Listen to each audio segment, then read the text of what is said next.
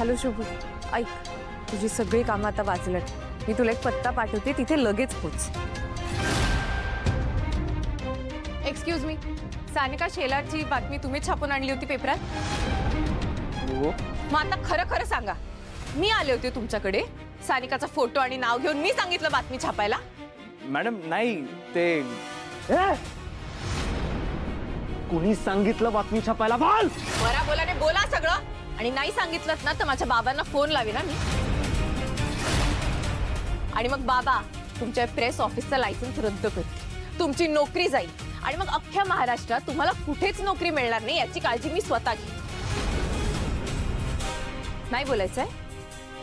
लावते बाबा phone. Madam please madam, असं करू नका मॅडम, माझं करिअर उद्ध्वस्त होईल मॅडम। मी सांगतो, मी सगळं खरं सांगतो मॅडम, मी सगळं खरं सांगतो। बोला, मी सगळं खरं सांगतो। बोला। सानिकाची बातमी आणि फोटो मला तुमच्या आत्याने, अलकांना मॅडम आणि इंद्रनीलच्या बहिणीने, स्वीटीने स्वतः येऊन दिले होते।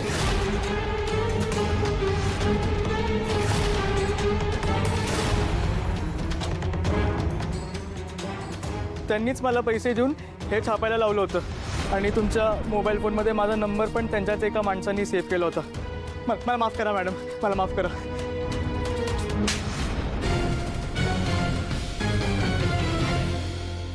लाज नाही वाटत तुम्हाला? फक्त काही पैशांसाठी एका मुलीचं आयुष्य उद्ध्वस्त करायला निघाला होतात। पत्रकार आहात की कोण आता तुम्ही?